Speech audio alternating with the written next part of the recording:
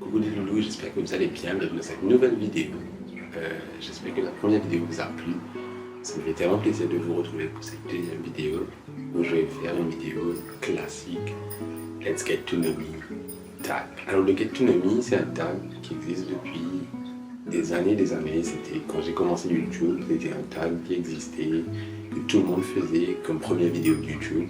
Et je pensais que c'était assez fitting de le faire as a comeback vidéo pour que vous sachiez un peu où je suis un peu dans ma vie et que vous sachiez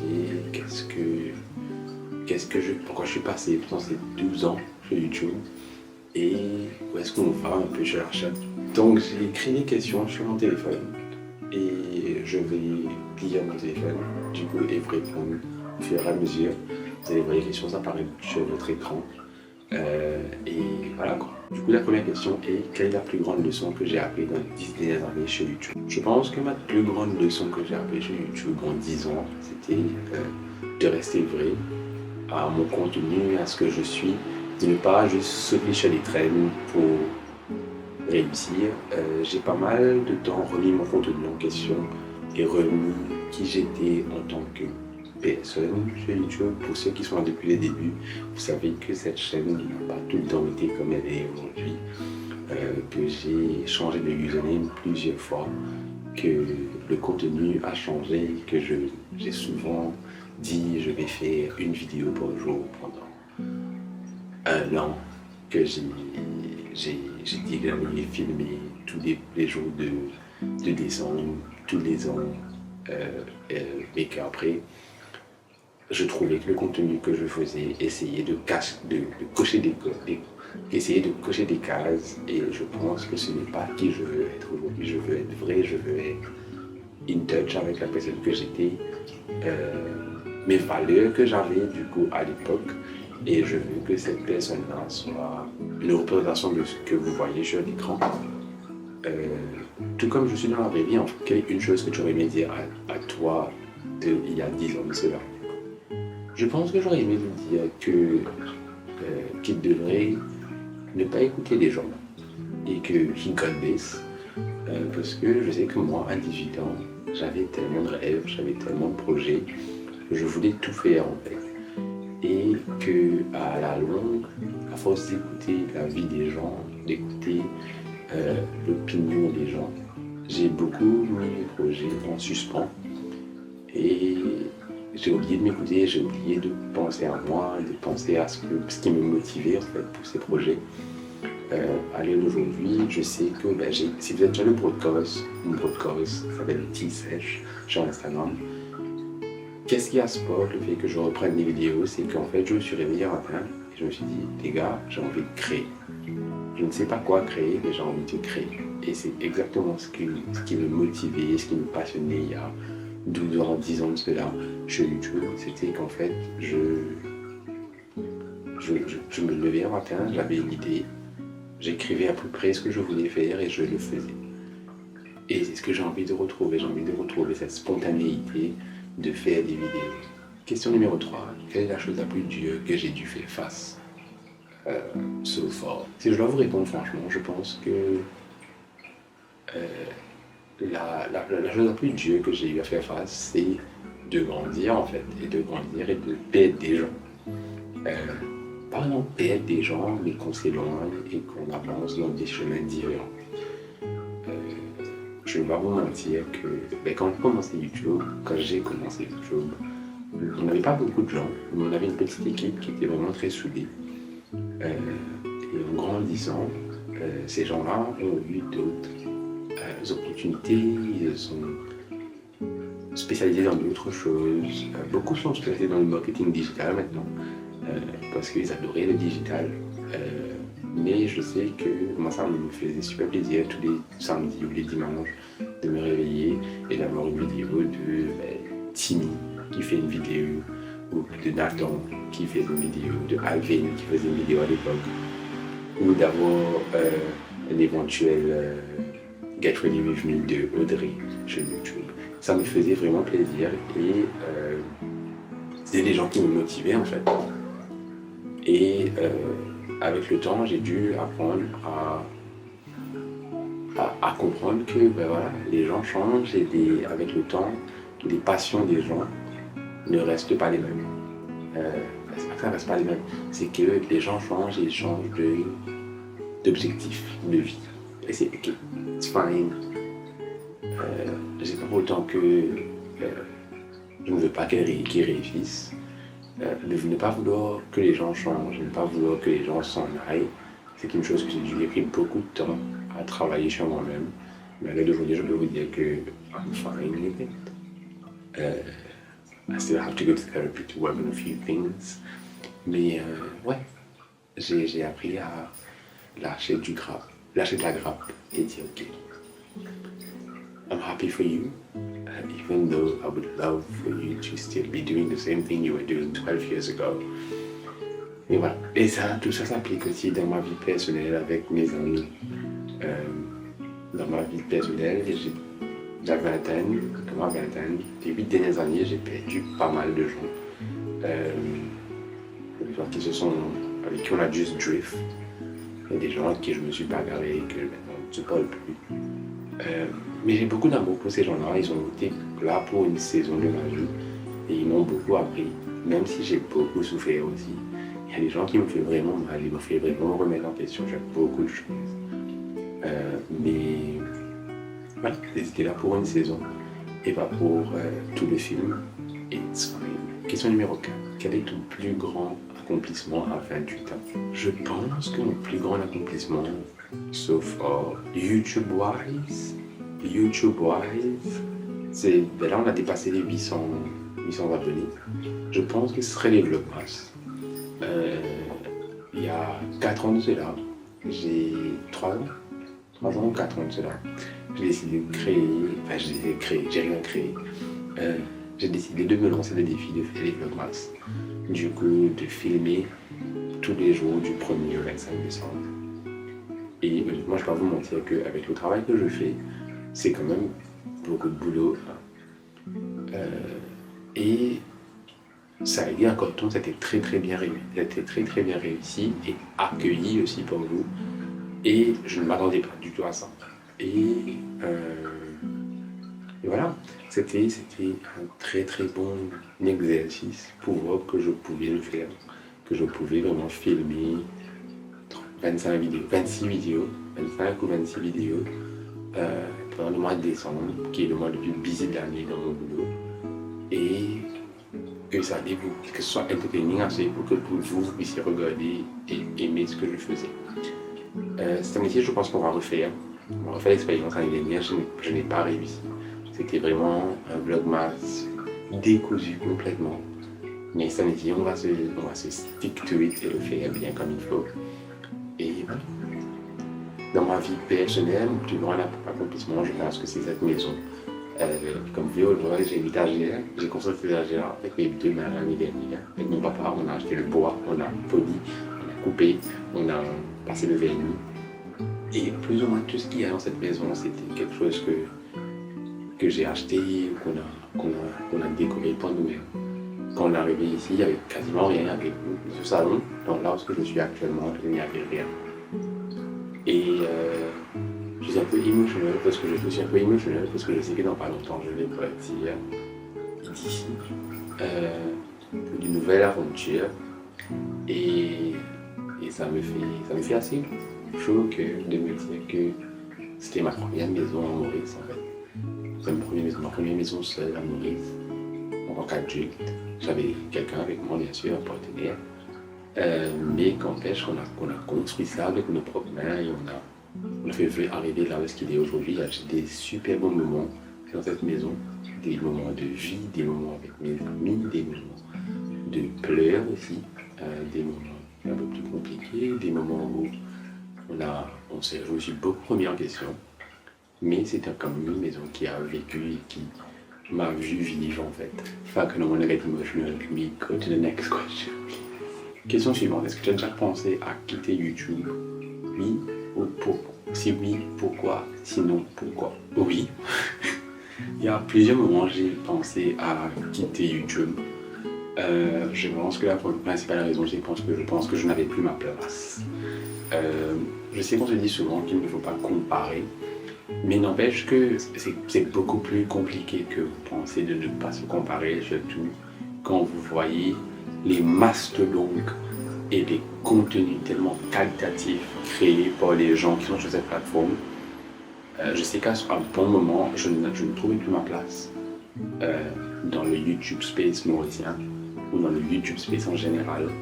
J'ai souvent, je vous dis, j'ai remis mon contenu en question, mais j'avais aussi remis ma légitimité en question parce que j'ai fait YouTube pendant 1 an et demi, à 16 ans. Ensuite, j'ai pris une pause de 5 ans jusqu'à ce que je sois assez mature pour pouvoir revenir. Et c'est là, ensuite, j'ai remis mon identité en question sur YouTube. Je suis redevenu Ludo et de Creepy Hero, une enterrée Creepy Hero. Et ensuite, j'ai commencé à faire des petites vidéos de ce qui s'est passé en Angleterre. Et ensuite, arrivé quand j'ai emménagé ici, quand je suis revenu de Londres, j'ai vraiment mis l'emphase sur ma vie et moi en tant que personne. Et à l'heure d'aujourd'hui, j'ai juste envie de créer du contenu pour moi. Donc oui, j'ai pensé à quitter YouTube souvent, plusieurs fois, à plusieurs reprises, parce que je voyais Coralie, par exemple, qui est une très très bonne amie. Coralie, c'est l'une des number one supporters, qui, je sais, par exemple, pour elle, c'est pas une compétition, et pour moi non plus, c'est pas une compétition. Pour tous les gens que je connais, que je fréquente, qui sont créateurs de contenu, ce n'est pas une compétition entre nous de qui va être le meilleur. Mais n'empêche que c'est beaucoup plus facile des fois de regarder ce que la personne fait et de se dire merde, j'aurais aimé être à ce niveau en fait. Et de ne pas pouvoir y arriver, des fois c'est frustrant. Mais moi, après un moment, avec faisant le travail sur moi-même, je me suis dit ok, tu peux regarder, tu peux pas être jaloux, mais tu peux genre te dire ok, j'aurais aimé être à ce niveau, ça va fuel ma motivation à apprendre et à me bonifier mon contenu, bonifier mon montage pour arriver au stade de Coralie, par exemple. Quel est le plus grand préjugé que les gens ont de toi en ligne? Je pense que le plus grand préjugé que les gens ont de moi en ligne, c'est que je venais d'arriver sur la plateforme en fait. Comment est-ce que je vais tacler cette question? Alors il faut savoir que j'ai fait 12 ans sur les réseaux. Donc j'ai des réseaux, Instagram, Facebook, TikTok, YouTube, etc. TikTok, Musical.ly à l'époque, et YouTube depuis 12 ans. Donc en 12 ans, il y a quand même pas mal de générations qui ont changé. Ma génération avec laquelle j'ai commencé YouTube, l'audience avec laquelle j'ai commencé YouTube, a quand même pas mal vieilli. Et beaucoup d'entre eux sont papas, sont parents, sont mariés, ont une vie maintenant, ils ont 30 ans, ils ont entre 25 et 35 ans. Donc du coup, par exemple, ils ne consomment plus du YouTube comme à l'époque, ou ils ne consomment plus du Instagram comme à l'époque. Donc oui, c'est vrai que mon audience et mes engagements ont baissé. Mais avec le temps, il y a eu une nouvelle vague de personnes qui sont rentrées et qui ont commencé à consommer mon contenu. Et c'est la nouvelle génération. Et la nouvelle génération, ils ne me connaissent pas. Ils ne me connaissent pas, ils ne connaissent pas Creepy Hero, ils ne connaissent pas mon vécu, ils ne connaissent pas que j'étais là depuis longtemps. Et moi, je n'ai jamais, avant, j'avais très honte de dire je suis là depuis 12 ans. De par les numéros que j'avais sur mes réseaux, le nombre d'abonnés, le nombre de vues, le nombre d'engagements, j'avais un peu honte de dire voilà, je suis là depuis 12 ans, mais je fais du 300 likes sur une page Instagram. Ou je suis là depuis 12 ans sur YouTube, mais je fais du 400 vues sur une vidéo, j'ai moins que 1000 abonnés. Et après, j'ai réalisé qu'en fait, j'ai eu beaucoup de facteurs atténuants sur ma chaîne qui font que non, à l'heure d'aujourd'hui, je suis où j'en suis. Et c'est pas que je fais peu de vues, c'est juste que j'ai aussi beaucoup dilué mon contenu, j'ai beaucoup purge mes réseaux pour ne pas avoir des bots, pour ne pas avoir des gens qui étaient là juste pour regarder et surveiller. Et c'est la raison pour laquelle maintenant, les 250 abonnés, les 250 likes que j'ai, les 800 abonnés que j'ai sur YouTube, c'est des gens qui sont vrais. C'est des gens qui aiment mon contenu, qui consomment mon contenu à chaque fois que je les poste. Et voilà. Donc, je pense que mon plus gros préjugé, c'est ça. Et la deuxième chose, c'est que je suis quelqu'un qui n'est pas gentil dans la vraie vie et que je suis hautain.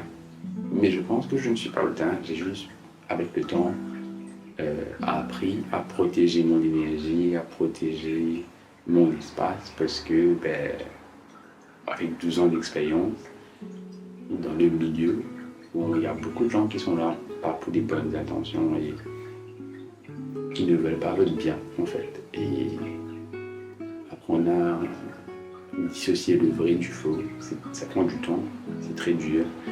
Et des fois, il faut mettre des barrières, il faut savoir mettre de l'espace entre vous deux, en fait, entre l'espace entre vous et les gens. Et c'est quelque chose que j'ai appris à faire avec le temps. Quelle est la chose la plus vulnérable que j'ai partagée sur YouTube? Je pense que la chose la plus vulnérable que j'ai partagée sur YouTube, c'était, pas que sur YouTube, sur les réseaux en général, je pense, c'était le bullying, en fait. Quand je suis revenu de l'Angleterre, j'ai eu une période sur TikTok où j'ai reçu beaucoup de haine. J'ai beaucoup de mal avec TikTok. Recevoir de la haine sur Instagram, recevoir de la haine sur YouTube, que j'ai pas vraiment reçu de la haine sur YouTube, mais recevoir de la haine sur YouTube, c'était compliqué, mais c'était gérable. Mais TikTok, c'était vraiment une vague, un déchaînement sur TikTok que j'ai eu beaucoup de mal à gérer. Par exemple, je me souviens d'un épisode très vivide où en gros, par exemple, mon frère et moi on a posté la même vidéo dans la même journée avec 1 heure de décalage. C'était la même réaction à une vidéo. Et ma vidéo, moi, elle s'est fait déchirer. On a attaqué mon personnage, moi en tant que personne. On a attaqué ma crédibilité, qui j'étais, mon physique, pendant 2 semaines, non-stop, dans les commentaires. Alors que mon frère, tout est passé crème. Il n'y avait pas de commentaires négatifs. Et ça m'a fait vraiment me remettre en question. Est-ce que c'était une très dure, mais en même temps c'était un eye-opening experience parce que je me suis dit, ils n'ont rien contre moi en fait. C'est la personne que je représente qu'ils n'aiment pas. Et que peu importe ce que je vais faire, ils ne vont pas aimer mon contenu. Ils ne vont pas aimer ce que je représente. And I have to keep doing. And I have to keep doing it. Et du coup, j'ai décidé de continuer le contenu.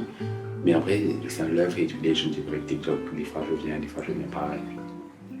Voilà.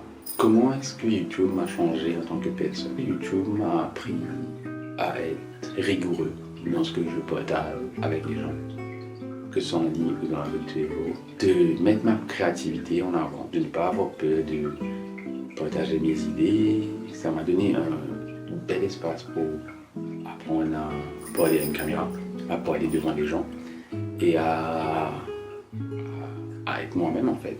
Même si ça m'a pris beaucoup d'années d'y arriver là, mais je sais qu'à l'heure d'aujourd'hui, je peux m'asseoir, je peux me mettre devant une classe ou devant des gens, ou devant un board meeting de mes patrons par exemple, et partager mes idées sans avoir peur qu'on me dise non, et de défendre mon projet jusqu'à la fin. Je pense que j'ai aussi appris à... J'ai trouvé un espace où je pouvais être créatif et être moi-même, et j'adore la vidéo, même si c'est pas des vidéos super montées, etc. Même si ça arrive dans pas longtemps, c'était tuned. Je sais que YouTube c'est mon safe space en fait. Créer du contenu c'est mon safe space. Et je pense que si je pouvais, je n'aurais jamais arrêté. Si j'avais su, je n'aurais jamais arrêté aussi. Et ça m'a fait tellement de bien de revenir. Et ça me fait tellement de bien de revenir en ce moment. Voilà. Dernière question. Quelle est ta plus grande peur pour le futur? Alors on va parler dans les 5 prochaines années. Je pense qu'à l'âge où je suis arrivé, j'aurais 28 ans cette année-ci. Je pense que ma plus grande peur, c'est de vraiment... Vous savez, tout ce qui est réseau, etc. On a beaucoup de gens qui nous accompagnent, des abonnés, etc. La communauté on a la communauté qu'on mérite. Mais je pense que les gens ne réalisent pas à quel point c'est quand même un long parcours très seul. Il y a beaucoup de moments où vous êtes seul derrière votre écran, faire votre montage, les moments où vous réfléchissez aux idées, c'est des moments vraiment très très seuls. Et aussi, du coup, quand vous prenez la haine aussi, c'est des moments où vous êtes seul, même si les gens vous entourent, même si les gens essaient de vous aider, c'est quelque chose que vous devez faire face seul. Et le travail doit être fait seul. Et je pense que je ne veux plus. Et c'est ça qui me fait peur, j'ai plus envie d'être seul et c'est des codes que je dois recasser dans ma tête. Parce que c'est des codes que j'ai connus toute ma vie. C'est le plus compliqué d'accepter l'aide des gens, d'accepter qu'on veuille vous aider sans en y penser. Donc c'est ma mission pour les 2 prochaines années, voire 5 prochaines années. J'ai dit 2 ans parce que j'aurai 30 ans dans 2 ans. Mais ouais, j'aurais bien aimé pouvoir faire confiance aux gens un peu plus, accepter l'aide et qui sait, peut-être que ça va être une bonne chose. Hein. Voilà, nous sommes arrivés à la fin de cette vidéo. J'espère qu'elle vous a plu. Moi, ça m'a fait tellement plaisir de faire ce tag.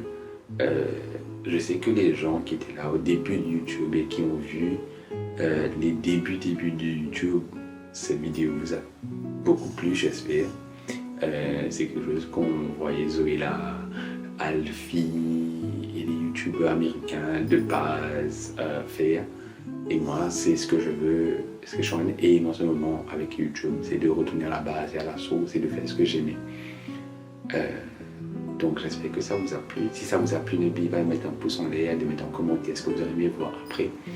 Et je vous vois très bientôt, dimanche prochain je pense, pour une nouvelle vidéo. Bisous!